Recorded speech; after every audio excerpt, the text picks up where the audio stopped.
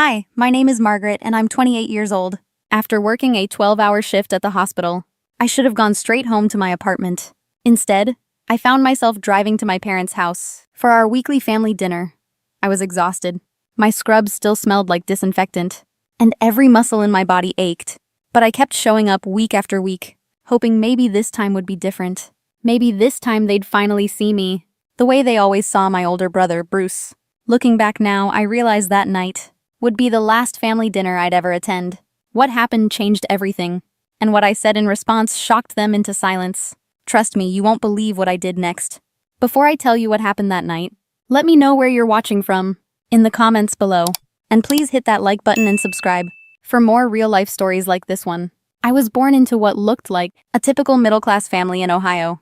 My father, Frank, worked at the automotive plant for decades. My mother, Patricia, spent her life as a secretary.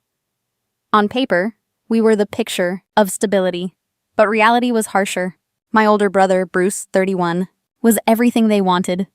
Honors graduate, engineer, high-paying job, married to his college sweetheart, already planning baby number 2. Bruce was their pride, their proof of success. Then there was me. From the time I could read their expressions, I knew I would never be Bruce. When he brought home straight A's, they threw a party. When I did the same, they asked why I couldn't be more like him. At 16, they forgot my birthday entirely, too busy helping Bruce prepare for a football scholarship interview. I spent that night alone in my room, waiting. No one remembered. But 2 weeks later, when Bruce scored the winning touchdown, they threw him a surprise party until midnight. My high school graduation fell on the same day as one of his college games. They drove 3 hours to watch him play, leaving my seat empty. When I graduated nursing school with honors, they came, but complained loudly that Bruce couldn't attend because of a work trip. At dinner, they spent nearly an hour on speakerphone with him, while my diploma sat untouched on the table. Still, I kept trying. I called every Sunday, switched shifts to attend holidays, remembered every birthday, every anniversary.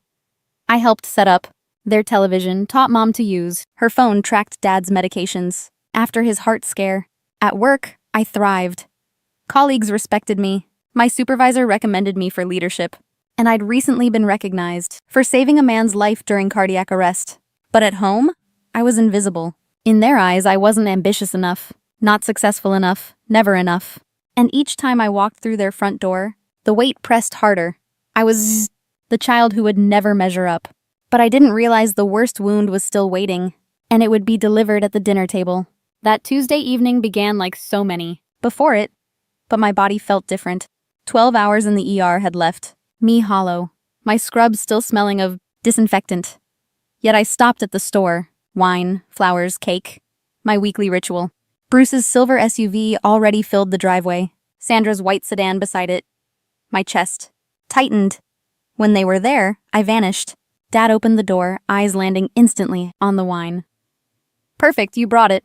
Bruce was just telling us about work, not a word about me. Inside, Mom barely glanced up. You're late.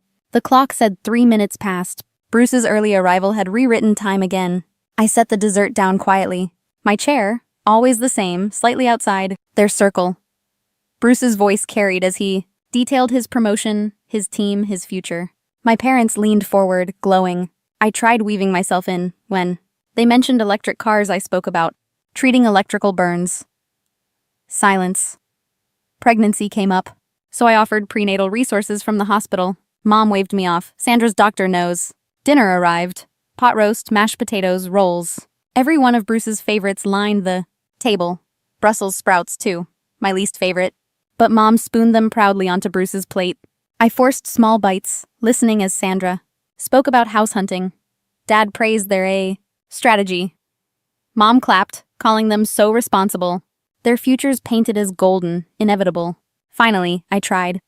I shared how our team revived a man whose heart had stopped for 4 minutes. A thank you card from his family had landed on my desk. Saving his life had meant everything. Sandra gave a polite nod. Must have been terrifying. My parents barely blinked. Instead, Mom turned to Bruce again. Tell us about California. Just like that, erased. The night continued the same rhythm, applause for him, silence for me. I sat. Their nurse who had literally saved lives, treated as invisible in my own family's home. I swallowed it all down like I always did. Keep the peace. Play the role. But inside, the cracks were spreading. Each laugh in Bruce's direction felt sharper. Each dismissal cut deeper, and I realized their indifference was slowly hollowing me out. And one careless sentence would shatter what little peace remained. Dinner dragged on, each bite heavier than the last. Conversations circled Bruce. His salary, his house hunt, Sandra's plans. My fork scraped the plate too loudly, but no one noticed. Then Bruce, casual as ever, mentioned future. Care for our parents. You're both getting older. Don't worry. Sandra and I will step up. Mom's smile bloomed. Oh, Bruce, always responsible. Dad nodded proudly as if settled. Then, his eyes slid toward me. Unlike some people still figuring life out, the words stung. I'd spent years managing their appointments, rearranging shifts to care, and still I was dismissed. I'm a registered nurse, I said, steady despite the tremor. If anyone's prepared for medical care, it's me. Sandra leaned forward softly. But with your hours, Margaret, how could you manage without a husband? Her voice trailed off. Dad laughed, sharp and dismissive. You can barely manage your own life. Still renting, still single, no savings. How could we depend on you? My nails dug half-moons into the wood. I've carried this family for years, whispered. Mom tilted her head, tone cutting. Bruce thinks for everyone, not just himself. You've always thought only of you. Accusations stacked like bricks, crushing the air. Finally, Dad leaned forward, his voice rising. Maybe we'd be prouder if you gave us something to be proud of. I froze. The room tilted. The chandelier seemed to tremble. And then he said, it words so cruel the air left my lungs. Sometimes, he muttered, I wish you were never born. Mom gasped but didn't deny it. Instead, she whispered, maybe that's harsh, but yes, sometimes I've thought the same. The silence suffocated. The grandfather clock ticked. 28 years of hope cracked in an instant. Their truth finally spoken stripped me bare. Tears pricked, but strangely peace rushed in. The pretending was over. I no longer had to beg for love not given. I straightened, wiped my face, and breathed. Deep, calm, cold, clear. The weight I'd carried since childhood suddenly lifted, replaced by something sharper, resolve. If they wished I'd never been born, they were about to learn what life without me truly looked like. The words hung in the air, heavy as stone. For once, I didn't shrink. I stood taller. My father's face was flushed, but his confidence faltered when I spoke. You wish I'd never been born? Perfect. Then you won't need me when you're sick, when you're weak, when the bills and the medications pile up. I turned slowly, meeting each pair of eyes. You'll have Bruce. You'll have Sandra. You'll have anyone but me. Bruce's mouth opened, but no sound came. Sandra stared at the tablecloth. Mom trembled, her tears silent. I raised my glass like a toast. Let's review what this do-nothing daughter has done. Who drove Dad to the ER at 2 in the morning when his chest felt tight? Who stayed with Mom 8 hours when kidney stones left her sobbing? Who organized medications, explained test results, and held hands through fear? No one answered. Their silence was louder than any confession. Me, I said. The daughter you called selfish. The nurse you called small. The woman you just erased with one sentence. My voice sharpened. I've carried this family while you praised Bruce's promotions. I've shown up while you forgot my birthdays. I've sacrificed while you dismissed my career. And tonight you finally said what you always believed. My existence is a mistake. Dad slammed his hand against the table. Stop twisting my words. They don't need twisting, I replied evenly. You said them clearly enough for the neighbors to hear. For a moment, nobody breathed. Then I leaned forward, voice cutting like glass. Here's what's going to happen. I'm done being your nurse. Your chauffeur, your safety net. Call Bruce next time. Ask Sandra to rearrange her schedule. As for me, I'm finished. The room cracked. Mom sobbed openly now. Bruce muttered, Margaret, please. But the plea sounded hollow. Sandra's hand clutched his sleeve, but she never raised her eyes. I placed my napkin on the plate, slow and deliberate. My heart hammered, but my voice stayed steady. You want life without me? Congratulations, you just got it. For the first time in years, no one interrupted. No one corrected me. They simply stared, pale and speechless, as if they were meeting a stranger instead of the daughter. They had been dismissed for nearly 3 decades. But walking away wasn't the hardest part. The hardest part was what came after. I walked out of that house, keys in hand.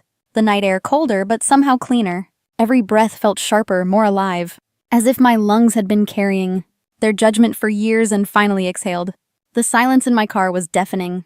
But it wasn't loneliness, it was freedom. For the first time, I wasn't rehearsing ways to prove myself. I wasn't calculating how to keep peace. I was simply me. The first week was disorienting. No Sunday call to check in, no Tuesday dinner to dread. The absence of obligation felt strange, like phantom pain from a wound already healing. Then slowly, peace replaced habit. I poured my energy into patients, who actually saw me, colleagues, who valued my judgment, friends, who celebrated small victories instead of ignoring them. Every life I touched at the hospital reminded me I was more than just a nurse. Months passed. I signed a lease on a brighter apartment downtown, adopted a gray rescue cat named Oliver, and joined a hiking group where no one measured me against Bruce. Every step on those trails was mine alone. Work flourished too.